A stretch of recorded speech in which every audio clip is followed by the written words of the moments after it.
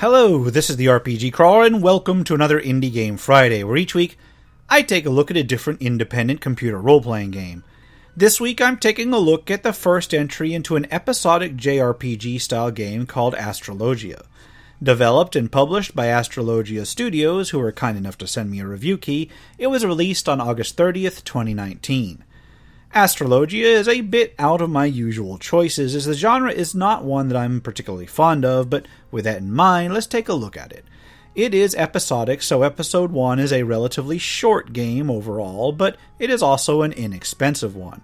It uses turn-based battles in a sort of ATB-style format reminiscent of early Final Fantasies, pixel-based sprites projected on an otherwise 3D landscape, and fixed camera angles reminiscent of PlayStation-era JRPGs. In terms of plot, it's a little bit scattered, honestly, although I suspect this has more to do with genre tropes than anything regarding the game itself. Basically, it seems that a boy named Taku is seeking to join a school that combines martial arts and magic in a world where those with magic are each aligned with a particular element. The first episode basically involves the prep work for that entrance exam. When you start a new game, you are given a choice of difficulty levels.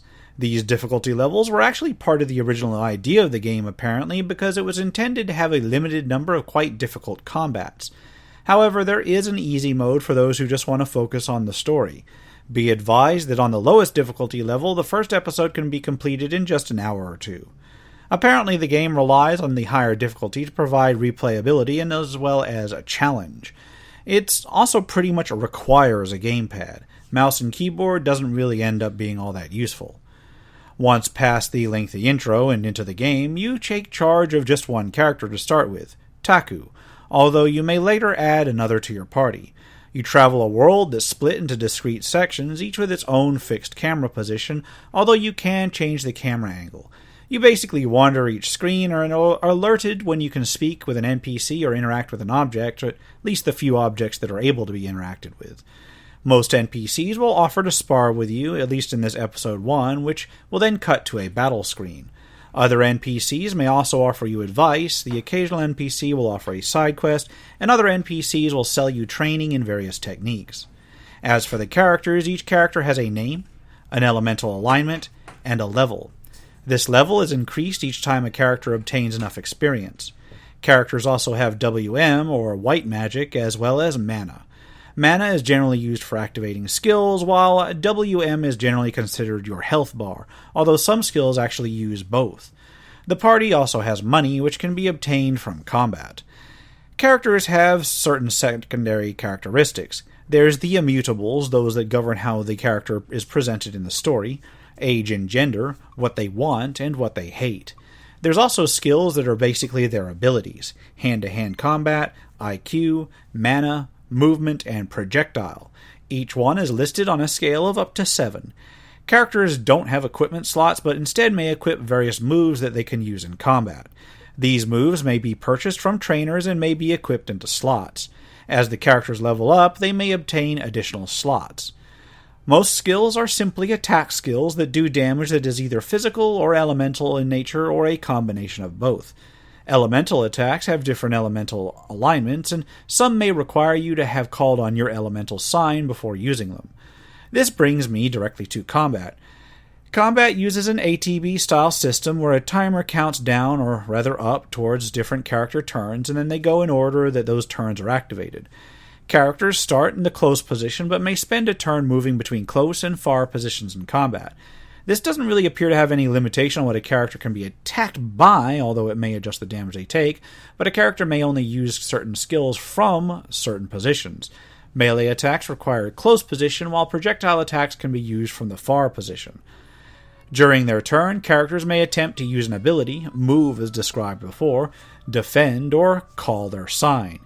Calling their sign spends a turn to give them an elemental sign, which means they may then access elemental abilities. Defense makes them take less damage and may recuperate them a bit.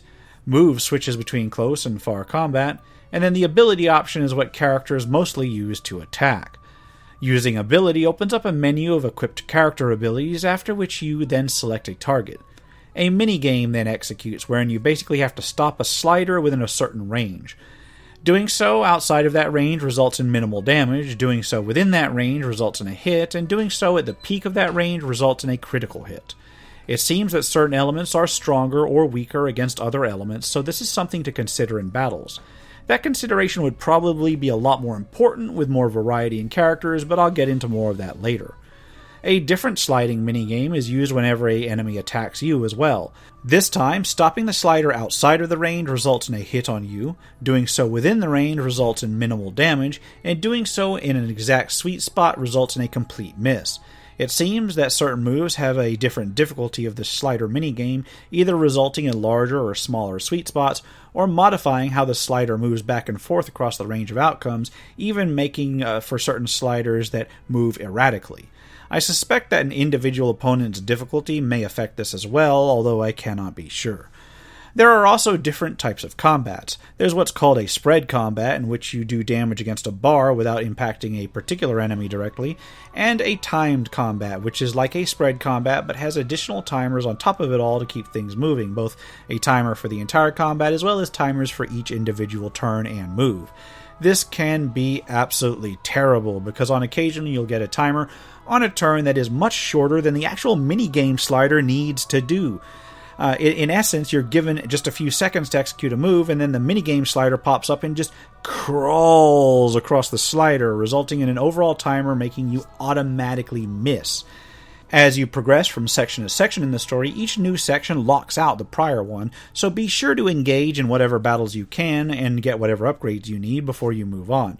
There is a maximum level in Episode 1, which you can hit well before the end if you engage in all the battles. I can only expect this cap to increase in future episodes. So yeah, other than that, it's your basic JRPG. You walk around exploring and talking to people, you fight people for level ups, you equip new abilities, and then you move on with the story, all using fixed characters with pre-scripted backgrounds that allow for linear advancement within the story. It's not my personal cup of tea, but it's understandable and pretty expected for the genre as a whole. In that, the game succeeds pretty well. In terms of graphics, Astralojia uses 2D sprites rendered on a 3D world with things like text boxes and menus rendered in front of it. It's actually pretty charming all in all. That is to say, I actually enjoyed the presentation, which is saying something for this sort of game.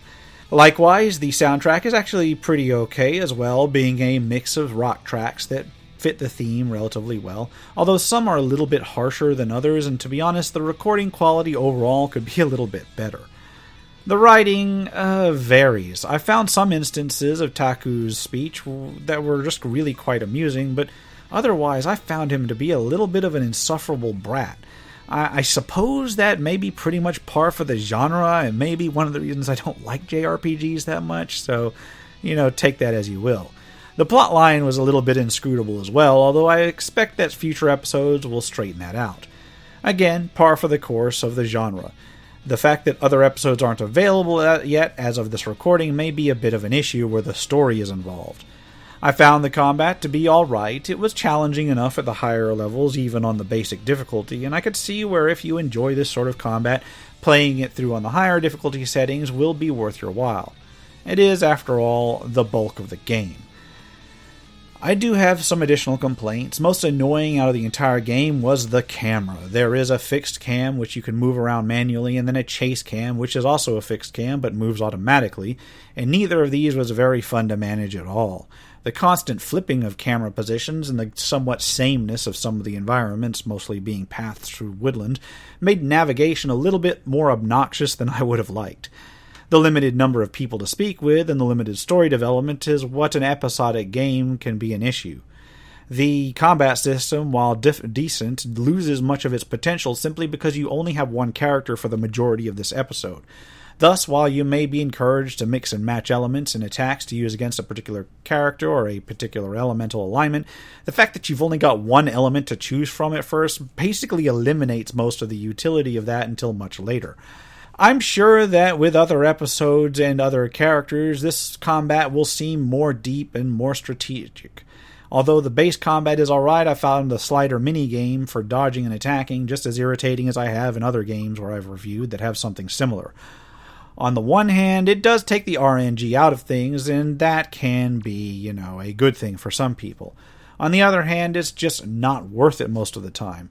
As grating as it is to have a character attack only to have some random number generator decide that you miss in other games, in this game you are given the chance to use some degree of skill to determine hits or misses, but when it's used on every single routine attack, it gets old. Combine this with the timer aspect of the timed combats, and it can be just outright frustrating. Overall, I think Astralojia has a fair amount of potential. It has a lot of potential, but it is held back by the fact that it is indeed an episodic game, and the systems involved don't seem to have a chance to really show how robust they are in just this first episode. While I suspect that the combat system will be very interesting with more party members and more options, I just don't know with what's included here. While I'm sure the storyline will be quite in-depth, only the few starting story threads are included in this first episode, so I don't know. The price is suitably low, but it's one of those tricky positions where the company may need this game to sell in order to make future episodes, but I'm just not sure if the game's worth it until those episodes are out. And I hate to say that, but it's true. I will compliment Astralojia Studios on the look of the game. I did find it charming. I do enjoy that presentation. I'll compliment them on the music, which I found nice enough, and I do look forward to seeing how the release of future episodes go, and I wish them luck. For now, Astralojia does go into my recommended for genre enthusiasts bin. This has been the RPG Crawler with Indie Game Friday, Astralojia Episode 1. As always, I'll put a link to the Steam store in the description below. If you like what you've seen, remember to leave a like, comment if you got any feedback, and subscribe for more RPG content, both tabletop and computer. Until next time, take care and goodbye. And if you're still watching this far, I'd like to take a moment to thank those who have supported this channel via Patreon or direct donations throughout the years, without which this channel could not have lasted as long as it has. For those who are feeling particularly generous, you can still support my work through Patreon and now through Subscribestar as well, through the links in the description below.